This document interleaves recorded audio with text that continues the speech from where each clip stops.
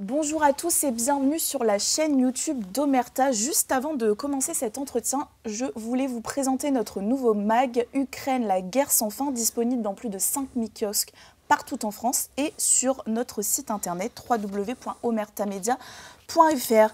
Aujourd'hui, je suis avec le directeur de la rédaction d'Omerta, Régis Le Sommier. Bonjour Régis. Bonjour Clara. Alors aujourd'hui, on va faire un petit décryptage de l'actualité. On va parler de Donald Trump, du conflit russo-ukrainien. Est-ce que c'est bon pour vous? Parfait, ça va. Alors, c'est dans mes cordes. Pour commencer, première question, comment Trump bouleverse-t-il l'ordre mondial? Alors, c'est très intéressant, question très intéressante. Ce matin, je cherchais, j'ai écrit aussi un édito autour de ce sujet et je voulais le développer un petit peu avec vous.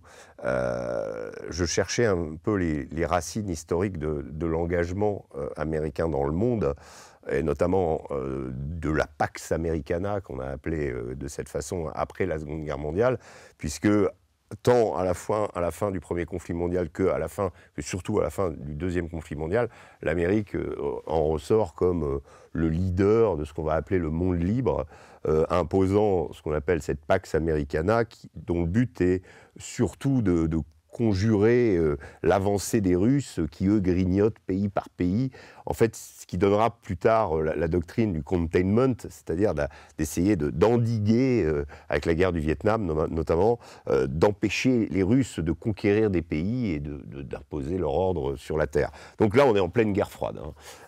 Et je suis revenu sur 1947, où l'ambassadeur britannique à Washington va voir le secrétaire d'État à l'époque, George Marshall, qui, vous savez, celui qui donnera son nom au fameux plan, et il lui dit la Grande-Bretagne ne peut pas, la Grande-Bretagne est présente en Grèce, elle est présente en Palestine, elle est présente en Égypte. Nous n'avons plus, nous Anglais, les moyens financiers de nous maintenir dans ces pays. Nous allons nous retirer d'abord de Palestine et qui donnera la création de l'État d'Israël très prochainement, quelques années plus tard, et d'Égypte, et surtout la Grèce, on ne va pas tenir. Et il y a un vrai problème en Grèce parce qu'il y a environ 1 million de partisans communistes et le traité d'Yalta entre les Alliés a fait que la Grèce est restée dans le camp occidental, tandis que la Pologne, qui souhaitait s'émanciper des Russes, est restée dans le camp russe, soviétique. Et donc il y a un risque qu'il y ait une insurrection en Grèce et que les partisans communistes fassent basculer le pays. Et donc les Américains prennent deux décisions. Ils vont d'abord fonder le plan Marshall. Enfin, le plan Marshall va se répandre sur l'Europe, c'est-à-dire une aide financière au niveau des infrastructures pour reconstruire les villes d'Europe détruites. L'Europe en a crucialement besoin, c'est un champ de ruines. Une aide culturelle aussi, et donc ça c'est le soft power américain qui va s'imposer, avec toute la culture, le cinéma, le Coca-Cola, etc. Tous les symboles de l'Amérique vont déferler. Donc ça va être le plan Marshall. Et l'autre création en 1949, la même année, l'OTAN. L'OTAN qui va faire une alliance défensive, justement, avec son fameux article 5 qui veut que si un membre est attaqué, les autres membres viennent le secourir. Voilà. Donc cette décision elle est importante et ça fixe ce qu'on appelle la doctrine Truman, puisqu'à l'époque c'est le président américain en exercice, Harry Truman. Et cette doctrine, eh bien, elle va globalement ne jamais être remise en question tout au long de ces années. Et le premier président à la remettre fondamentalement en question, c'est Donald Trump. Et alors, on peut s'interroger comment il bouleverse l'ordre mondial, puisque c'est le sens de votre question. On l'a vu en étant, en ce moment, presque plus intraitable avec ses alliés qu'avec ses adversaires. On voit qu'il est en train de distribuer, de faire un certain nombre de concessions auprès de Vladimir Poutine, dont il veut à tout prix s'attirer les faveurs, dans le but d'exercer ensuite une pression sur la Chine, pression essentiellement économique, parce que ça va être le grand combat pour lui des 10-20 prochaines années. Donc le nouvel ordre mondial, ça va être Chine contre États-Unis, globalement. Et pour ça, Donald Trump a besoin de la Russie. Il a besoin que la Russie ne soit pas dans le giron de la Chine. Elle l'est actuellement, à la faveur de la guerre en Ukraine. On a poussé Pékin dans les bras de Moscou, Moscou dans les bras de Pékin, plutôt. Et donc, Trump veut éviter ça. Et pour ça, il est prêt à aller très loin. Et ce qu'on remarque, c'est que ce qui construit la pensée trumpienne, c'est l'idée que les États-Unis assurent cet ordre issu de la doctrine Truman depuis trop longtemps. J'ai retrouvé un éditorial que Donald Trump avait publié dans le New York Times en 1987. On est compte, ça remonte à loin. À l'époque, il était milliardaire, il construisait des tours, c'était le roi de New York. Donc, il était capable de se payer 2 pages, et il s'est pris 2 pages dans le New York Times, et il y avait un autre. Et qu'est-ce qu'il dit? Il dit nous sommes la risée du monde, nous protégeons des navires qui ne nous appartiennent pas, qui transportent du pétrole qui ne nous appartient pas non plus, à destination d'alliés qui ne nous aideront jamais.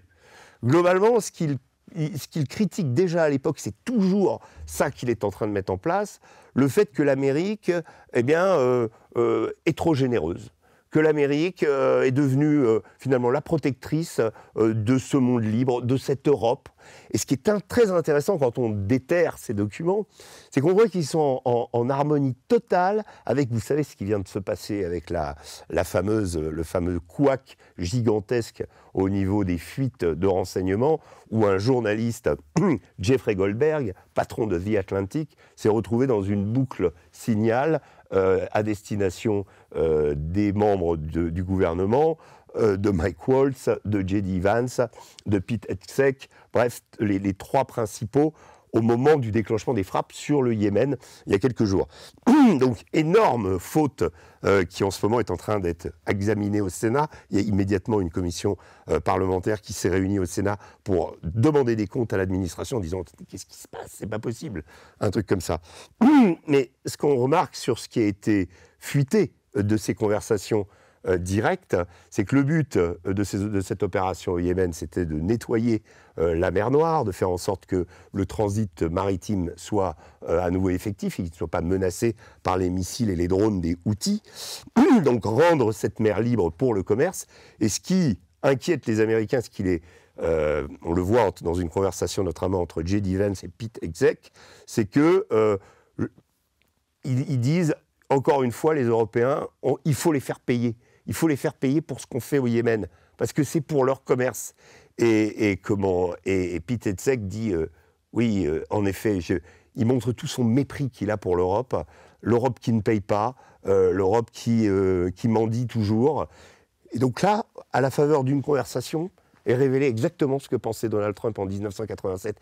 Ce n'est pas simplement, et c'est là où je pense qu'on a tort d'imaginer que le retrait partiel des Américains d'Ukraine, le fait qu'ils ne soient plus aux commandes de la guerre, ferait que nous prendrions la place et qu'eux assureraient, on va dire, les arrières. C'est pas du tout ça. C'est une volte-face complète. C'est un nouvel ordre mondial qui est en train de se créer. C'est Trump, le bulldozer, qui est en action, mais tout autour de ça s'organise. Et quand on regarde, et ce qui est très intéressant, c'est que moi j'ai une expérience américaine, j'ai passé 10 ans là-bas, j'ai été beaucoup aussi en opération avec l'armée américaine, j'ai eu d'importantes conversations avec les chefs comme le général William McRaven, Stanley McChrystal ou David Petraeus. J'ai toujours remarqué, quand je revisite à l'aune de ce qui est en train de se passer dans le rapport, dans les relations entre la France et l'Amérique, j'ai revisité ces conversations en me rendant compte d'une chose que je soupçonnais, mais qui est encore plus évidente aujourd'hui, et qui traverse complètement le spectre politique. Ce n'est pas simplement Donald Trump. Donald Trump n'en est que l'expression peut-être extrême, mais d'une sorte d'indifférence des Américains vis-à-vis de leurs alliés, sur lesquels ils comptent parce qu'ils les ont sauvés, on va dire, et qui depuis, en gros, que de les servir, ne servent pas à grand-chose. Vous savez, quand les Américains sont intervenus pour le débarquement, donc, qui est symbolique et qui est vrai, qui symbolise la libération de l'Europe, l'opération s'appelait Overlord. D'ailleurs, on le voit sur les brochures. Étonnamment, quand on grandissait, ce mot n'était jamais traduit. Ce mot, il veut dire suzerain. Suzerain, ça veut dire vassal. Et automatiquement, vous voyez. Et en fait, les États-Unis ne nous ont perçus. Et quand je revisite ces conversations importantes avec des hommes érudits, avec des gens comme David Petraeus, des véritables penseurs militaires, qui avaient une appréciation de la France, qui avaient pour nous un intérêt, mais qui s'intéressaient à qui finalement Petraeus, son mentor, c'est le général Bijard. Général Bijard, l'Indochine, le fait d'avoir prévu ces guerres, d'y avoir participé, d'avoir inventé la guerre moderne avec l'utilisation de l'hélicoptère en Algérie, des choses que les Américains aujourd'hui font et ont utilisées dans leur arsenal. Et puis surtout cette façon de penser en dehors du champ de bataille, d'avoir une vision globale. C'est ça que Petraeus admirait chez Bijard. Petraeus adore aussi le capitaine Galula, dont il déterre un traité de contre-insurrection qu'il va utiliser pour fabriquer le manuel du soldat américain. Donc on est dans des guerres nouvelles, dans des guerres où il faut affronter des guérillas. Et donc il se repenche sur l'histoire de la décolonisation française et sur la guerre d'Algérie. Donc il fait cet effort, donc il nous connaît. Mais en fait, on ne l'intéresse pas. Ce qui est intéressant chez lui, ce sont les frondeurs. Petraeus, Bijard, ce sont des gens qui se sont mis en dehors de l'armée, que l'armée et l'état-major ont jugé très sévèrement à un moment. Galula a dû s'exiler aux États-Unis. Bijard a en gros endossé la responsabilité de la torture en Algérie. Donc en fait, ce dont on se rend compte, c'est que l'intérêt qu'ont les Américains pour nous, il peut être ponctuel pour des batailles, pour Napoléon, pour des choses, on va dire, nos gloires militaires. Mais l'idée qu'on en a, en fait, est disproportionnée. C'est-à-dire que nous sommes beaucoup plus demandeurs dans cette relation que eux ne sont demandeurs vis-à-vis de nous. C'est-à-dire que nous les avons toujours considérés comme des grands frères, comme l'expression d'un monde libre auquel nous étions attachés, d'un certain nombre de valeurs, de la démocratie. Et tout ça nous a finalement occulté d'autres intérêts qu'avaient les États-Unis. Et je vous dis, cette certaine indifférence, ce fait que culturellement on ne se comprend pas. Et je pense qu'aujourd'hui, on est en train de se prendre ça en pleine face, parce que des générations d'hommes politiques ont été nursés, biberonnés à l'idée que l'Amérique était le dominant, était le chef du monde, et que nous étions bien avec cette sécurité. Pour les Allemands, c'est encore pire. Les Allemands ont, on va dire, délégué absolument leur sécurité aux Américains depuis la fin de la Seconde Guerre mondiale.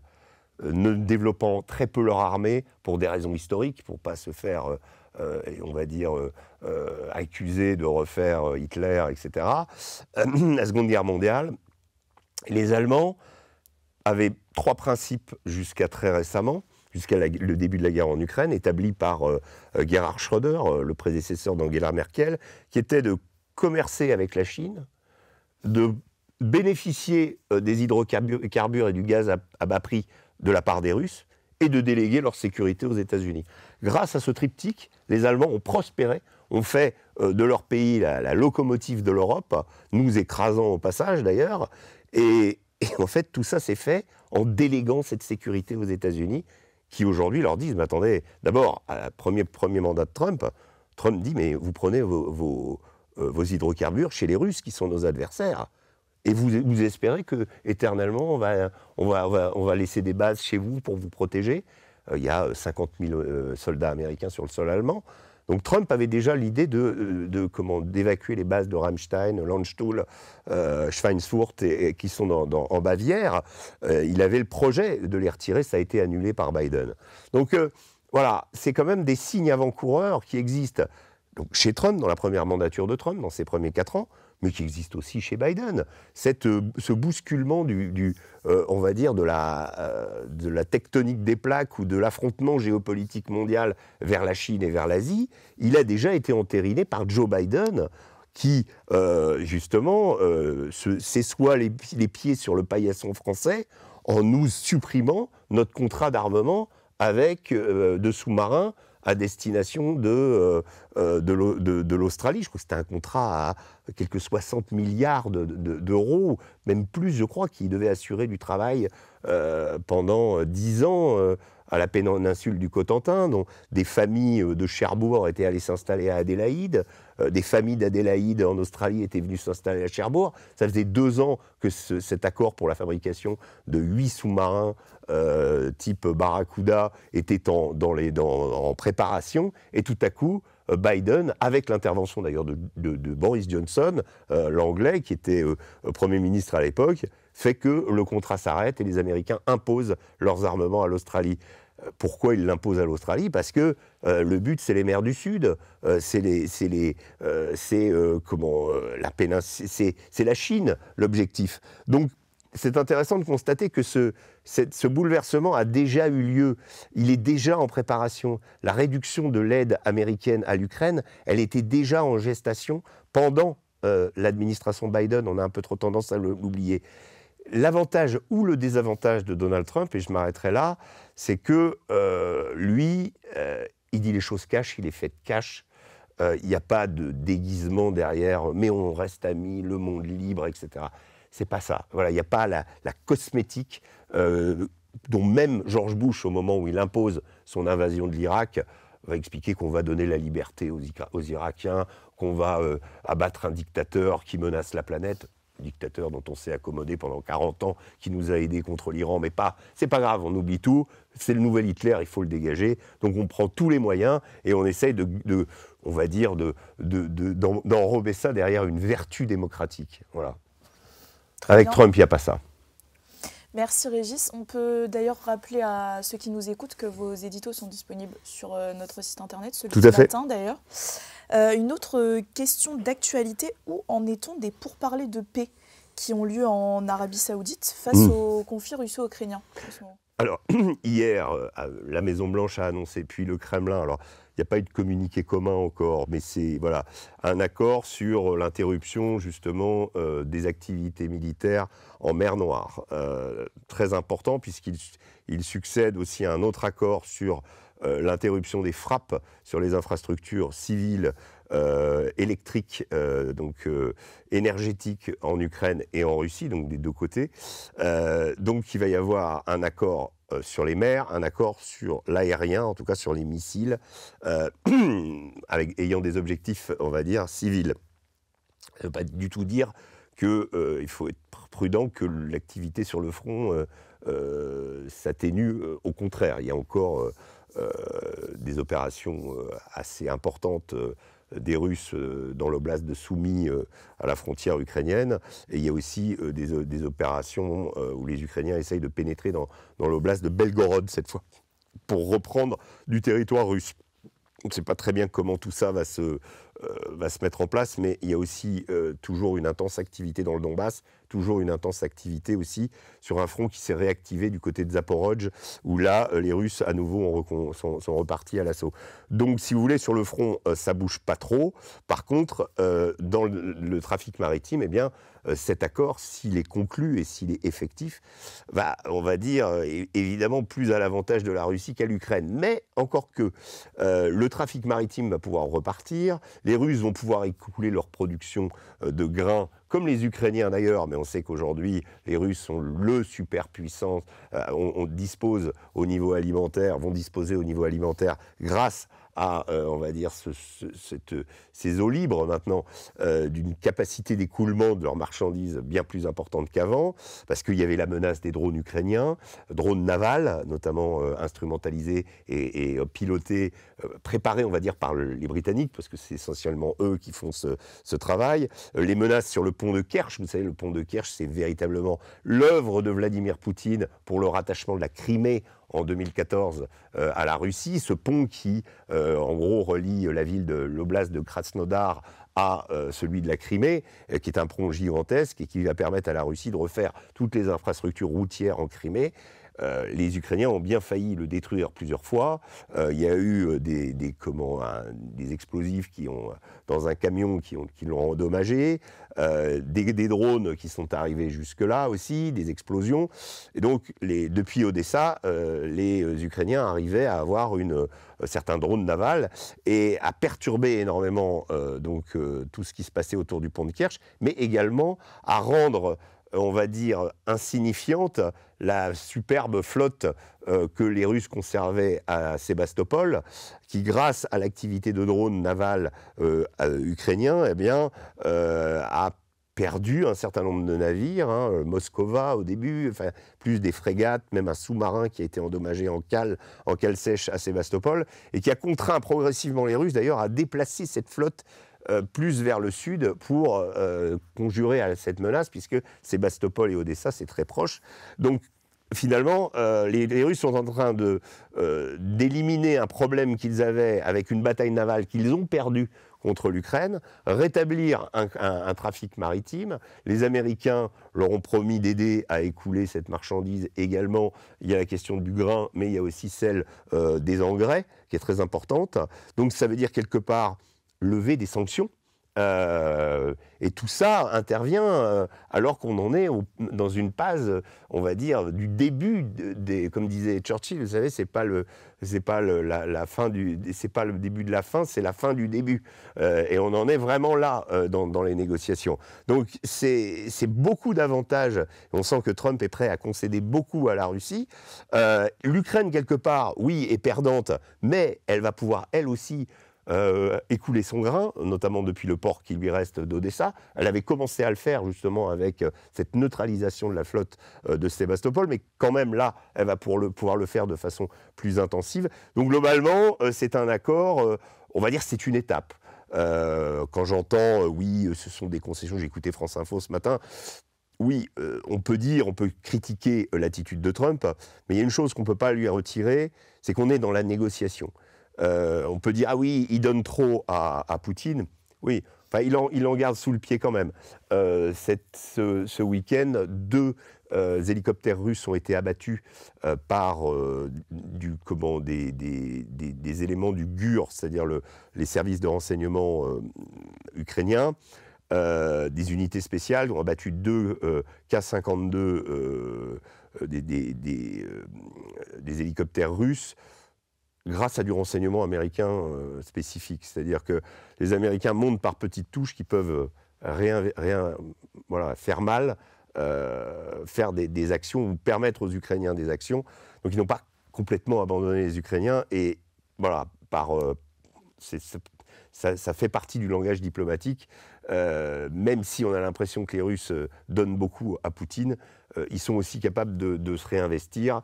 Et ils ont d'ailleurs rétabli le don du renseignement à l'Ukraine, qui permet à l'Ukraine quand même de garder une certaine initiative sur le champ de bataille, ou en tout cas d'avoir un degré de surveillance très important dans le cadre des opérations militaires actuelles. Alors justement, en quoi les accords céréaliers sont-ils si importants dans ce conflit ?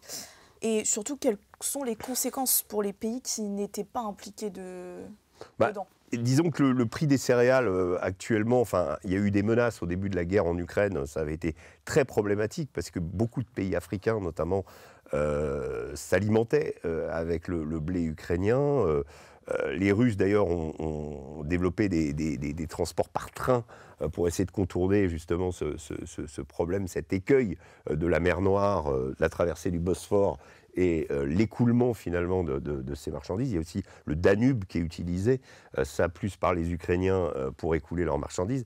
Mais si vous voulez, l'activité militaire dans cette zone posait énormément de problèmes. Au début de la guerre, on a craint des famines dans certains pays qui étaient dépendants justement de ce grain. Je crois que la Russie s'est débrouillée pour acheminer le grain par d'autres moyens. Il est évident qu'aujourd'hui, un accord de ce type est bon pour le reste du monde. Disons que ça va soulager sans doute et ça va faire baisser les prix. Et voilà, et on va retomber sur une situation plus normale en sachant que, oui, la Russie dispose aujourd'hui d'un monopole alimentaire pour le reste du monde. Également au niveau des hydrocarbures, donc c'est un pays extrêmement riche. Et là, ils reprennent, voilà, ça leur redonne un avantage significatif, même par rapport à l'Ukraine. Voilà. Une dernière question d'actualité, Régis. Volodymyr Zelensky, le président ukrainien, se rend à Paris ce soir, il me semble. Oui. Il va rencontrer Emmanuel Macron. Ils vont se préparer à un sommet sur la sécurité prévu demain. Oui. On peut en attendre quoi de ce Alors, sommet ? écoutez, le problème avec Emmanuel Macron, Keir Starmer et les Européens jusqu'ici, c'est qu'il y a eu au moins 4 sommets qui se sont tenus depuis, on va dire, cet épisode qui a fait date et qui restera dans les mémoires du fameux clash entre Volodymyr Zelensky, Donald Trump et J.D. Vance à la Maison-Blanche, qui a donné lieu immédiatement au sommet de Londres le lendemain. Emmanuel Macron ayant fait un sommet juste avant aussi à Paris, une sorte de mini-sommet qui, demain, c'est la coalition des volontaires. Alors quand on entend coalition des volontaires, moi j'ai toujours en réflexe George Bush et la guerre en Irak, où quand on n'arrive pas à avoir un consensus, on va dire ceux qui veulent, les vaillants, donc on va les mettre en... C'est un côté un peu artificiel, vous voyez, quand on dit coalition des volontaires. Pour moi, ça me rappelle l'Irak, ça me rappelle George Bush. The coalition of the willing. Oui, t'as pas de mandat, donc tu vas faire toi-même ta coalition. Pour dire que beaucoup de gens sont d'accord. Il a été prouvé, notamment à la faveur d'un Conseil européen la semaine dernière, qui réunissait les chefs d'État et de gouvernement des pays de l'Union européenne, qu'il n'y avait pas de position commune de l'Europe sur l'Ukraine. Le plan de Kaja Kallas, qui est la diplomate estonienne à la tête de la diplomatie européenne, n'a pas été accepté. Il s'agissait de débloquer 5 milliards de dollars pour l'armée ukrainienne. Et donc on se rend compte qu'à part du bilatéral, c'est-à-dire entre les Anglais et les Ukrainiens, les Français, pour le moment, au niveau européen, on n'a pas réussi à déboucher ni de position commune sur la guerre, ni vis-à-vis de l'aide à l'Ukraine, ni vis-à-vis des pourparlers de paix aujourd'hui, dont on est totalement exclu. C'est ça la vraie signification de ce qui se passe, c'est de dire que l'Europe ne négocie pas, n'a pas son mot à dire dans une négociation où l'Ukraine est impliquée, la Russie est impliquée et les États-Unis le sont, qui se déroule à Riyad, qui concerne un pays qui est en Europe, enfin même s'il ne fait pas partie de l'Union européenne, mais qui en tout cas qui fait partie de notre espace, qui est l'Ukraine. Tout se passe ailleurs avec d'autres qui négocient. Bon, donc demain il y a cette coalition qui envisage in fine de participer au processus de paix en assurant des garanties de sécurité une fois ce processus signé, potentiellement en envoyant des troupes pour assurer justement l'application de ce processus de paix et garantir cette sécurité. Le problème principal demeure que les Russes, dans l'état actuel des choses, ils l'ont redit à plusieurs reprises, ne sont pas favorables à la présence de troupes françaises ou britanniques de n'importe quel pays de l'OTAN. Donc, on ne sait pas très bien où ça va aller, étant donné que la finalité, pour le moment, n'est pas applicable. En tout cas, du point de vue russe, n'est pas acceptable. Après, il y a peut-être des choses qui feront que les Russes reviendront, mais la question de l'OTAN, c'est le cœur de l'invasion de l'Ukraine. C'est la raison principale portée par Vladimir Poutine pour cette intervention il y a 3 ans. C'est la progression de l'OTAN à l'Est, c'est le projet de ralliement de l'Ukraine à l'OTAN. Donc aujourd'hui, on l'imagine mal accepter qu'il y ait des forces françaises, des forces britanniques, qui non seulement depuis 3 ans fournissent de l'aide militaire, des conseillers, forment des unités ukrainiennes et qui là seraient directement au milieu de ces unités. Alors pour parer à une éventuelle violation du cessez-le-feu de la part de la Russie, en avant le fait que la Russie en Géorgie n'a pas tenu ses engagements, que par le passé Poutine a foulé aux pieds des accords. Bon, certes, les accords de Minsk qu'on peut répliquer n'ont pas été appliqués non plus, alors qu'ils étaient censés être garantis par la France et l'Allemagne. Donc, de part et d'autre, il y a eu des entorses. Là, le processus de paix, ça reste encore très problématique. Il y a la question des territoires cédés. On sait que les Russes veulent l'intégralité des 4 oblasts, Zaporijjia, Kherson, Donetsk et Lugansk. Pour le moment, ils contrôlent Lugansk. Donetsk, il leur en manque un tiers. Zaporijjia, il leur en manque un tiers. Et Kherson, à peu près la moitié. Donc ça fait encore des territoires que les Ukrainiens devraient céder. D'un point de vue ukrainien, ce n'est pas acceptable. Donc la négociation, on l'imagine, va être assez difficile autour de ça. On n'est pas encore au cessez-le-feu sur le champ de bataille. Encore qu'ils pourraient intervenir sans que ces questions soient réglées. Donc, mais tout ça, voilà. Donc le vrai problème tout simplement pour résumer, c'est à quoi servent ces sommets, ces mini-sommets, si ce n'est à réaffirmer pour la énième fois que Emmanuel Macron et Volodymyr Zelensky s'entendent bien, qu'on va aider les Ukrainiens, qu'on comprend que leur cause est notre cause, et les Anglais sont sur la même longueur d'onde, avec peut-être encore un côté militaire plus agressif de la part des Britanniques, mais on n'a même pas été capable, on l'a vu, de proposer une entente commune, une entente franco-britannique dans l'envoi des troupes. Donc on est aussi en désaccord avec les Anglais sur la finalité, les modalités de cette intervention. Tout ça reste extrêmement flou quand on y réfléchit. En langage diplomatique, ça peut être enrobé. Dans les faits, les mini-sommets ou les sommets européens se succèdent et il n'y a pas grand-chose qui en ressort. Il faudra attendre demain, du coup, pour savoir si ce sommet... Tout à fait. Merci beaucoup, Régis. Merci, Clara. Et merci beaucoup à vous de nous avoir écoutés, chers abonnés d'Omerta. N'oubliez pas qu'on décrypte très souvent avec Régis. Donc, si vous avez des questions, n'hésitez pas à nous les envoyer ou à commenter la vidéo. Absolument. Et on y répondra dans la prochaine vidéo. Et vous êtes bientôt 400 000, donc merci beaucoup. Bravo à tous, merci. À très bientôt.